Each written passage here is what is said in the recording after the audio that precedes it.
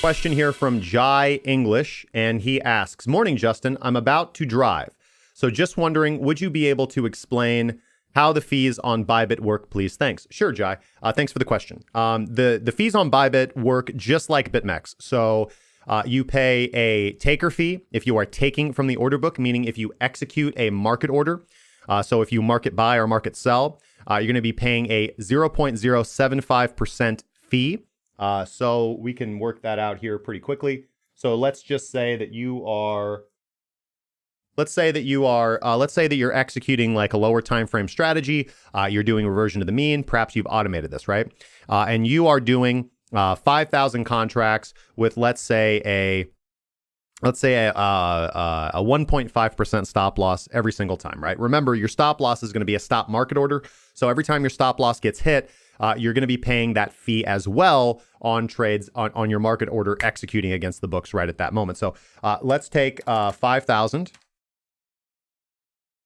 times 0.00075, right? Because it's that's how it works. It's not 1%. It's not 7%. It's not 7%. It's not 7.5%. It's 0.0075. So you're going to be paying $3.75 in fees for every 5,000 contracts or dollars, because one contract is equivalent to $1. So you're going to be paying $3.75 in fees every single time you execute a $5,000 market order. And so if you get stopped out on that trade, you're going to be paying $7.50 for every single trade. And of course, if you happen to market exit at some point in time, you will have to subtract that $7.50 from your total profit. Okay, which means that for $5,000, let's say you get, it's a scalping strategy. So let's say you get a half a 1% movement. That's only $25 profit. So if you're taking profit at 0.5%. So 0.005 in decimals, you're only making $25 in profit. And if you're market entering and exiting, you have to subtract $7.50 from that. So you're only actually making 17.5%, and you're paying about 25% of your profit in fees, right? Now, this might be tenable if you're doing this multiple times through the day and you've got a fairly consistent strategy. But if you start factoring in losers on that trade, so again, if you're taking profit at, let's say, 0.05%, we would assume your stop loss in most cases is going to be slimmer than that. So let's say your stop loss is something like, let's say it's half of that, right? You got a 2-to-1 risk to reward ratio. Well, you're going to be losing $12.50 on every losing trade, because 2.5% or 0.25% is going to be a $12.50 loss on a 5,000 position. So then you add the market fees in there, and you're paying $20, right? So these quickly start to add up and subtract from your overall profit, because you're going to be losing $20 on every winning trade, and you're only making $17.50 on every winning trade. And you can see there that math just doesn't add up, right? And this is really the kind of nuance, the kind of professionalism that you start getting when you start actually building strategies instead of just randomly trading and clicking buttons, which is what most people do. Oh, trend line. Oh, Bollinger Band. Oh, RSI. And then they don't actually go in and calculate fees. And actually, so you have people that are winning trades, and then they look in and they're like, why am I not making money? And you have all these things out there like, plug your API key in and this bot will automatically trade all your money for you. No problem. Just select these stock strategies. You're all good to go. And they don't understand why they're having winning trades but not making money. It's because you don't have an edge in the order book, right? Your trades are not set up. You're not calculating things like fees. And we didn't even calculate slippage in there. Now, trading with 5,000 contracts, you're probably going to get almost no slippage, right? But if you are trading with 50,000 contracts, conversely, you're probably also not going to get slippage. But once that number starts to go up, dramatically above, once you start approaching the 6-figure range, slippage is going to be real. Slippage is going to be real, even minor slippage. And that minor slippage adds up dramatically over time. So conversely, in BitMEX and ByBit trades, in BitMEX and ByBit, the way that our futures platforms work, they penalize you, they punish you for taking from the order book or executing a market order, but they reward you for making the book, for entering a limit order, right? So conversely, you actually get money for doing a limit order. You make 0.025% or 0.025% 0.025% on every limit order that you execute, right? So under all optimum conditions, you would want to be using limit orders. Now, you can actually cleverly get around market orders if you're trading with, like, let's say you're trading with a lower 5-figure number. Might be a little bit more difficult, but if you're only trading with 4 figures, so you're doing 5,000, maybe 5 to 9,000 contracts or lower, then often what you can just do is what we call spamming the books. So you can just go find out, whatever. Let's go. What's the market price right now on Coinbase? And Coinbase is not a good example because they just charge you a fee. Doesn't matter whether you're making or taking. But right now, let's say. Let's pull up ByBit. So this is going to be a good example. So let's go over to BTC USD on ByBit. BTC USD on ByBit. So we can see that the current price is $7,179.50.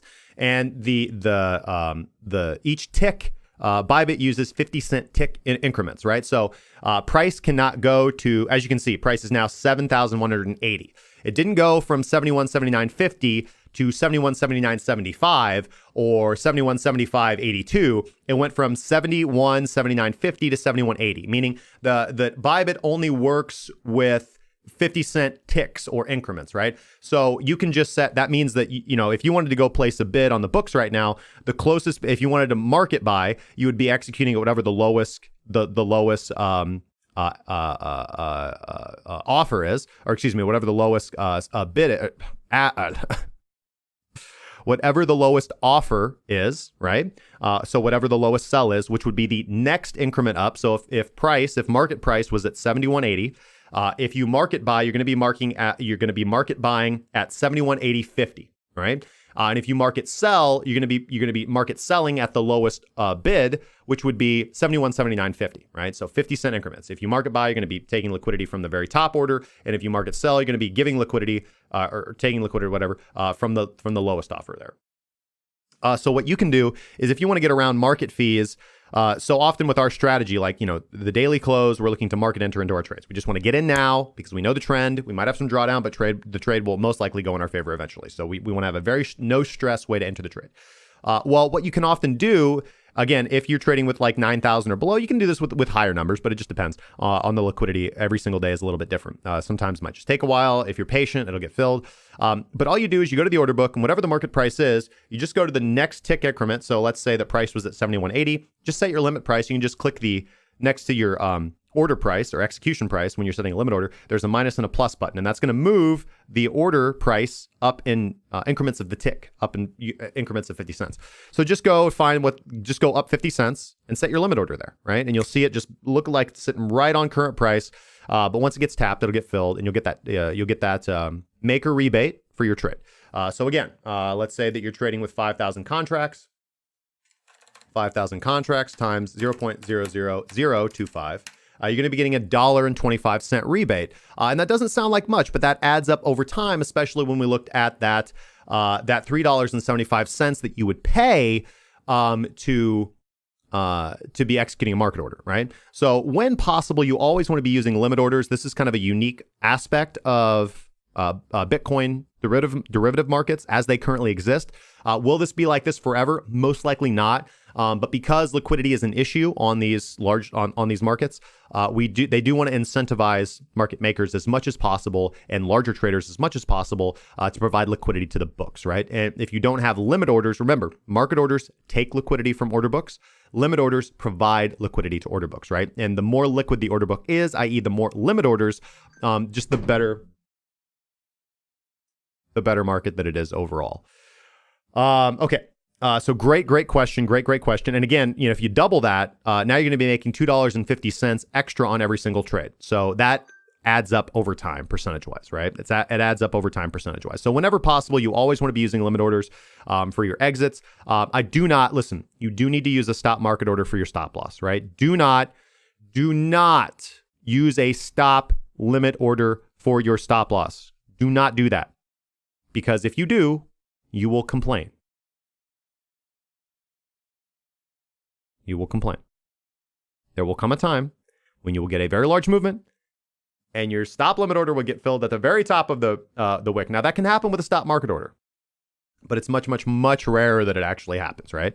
So although it can be annoying to get wicked out of positions, I would say that you either need to be trading on a higher time frame or revisit how you enter your stop loss. So often, if I am trading on the lower time frames and I get filled, right, I will wait. Like I'll be okay with drawdown. I'll have a price where I'm like, okay, listen, if price gets closing above this on the hourly, I'm going to be out of the trade. My trade's invalidated. But most of the time, price doesn't just keep running, right? Most of the time when Bitcoin's in a range, which it often is, most assets trade in a range because liquidity, it'll go up. You'll get to that point of peak pain where you're like, oh man, I should get out of that trade. And then, you're like, I'll just hold on a while. And then it keeps going. And then now you're at that point of maximum pain where you're like, oh my God, it's just going to keep running. I should flip long, exit my position. And then what usually happens right after that? Price comes back down to where you're entered, or you could have sold at less of a loss, or even put you in profit, right?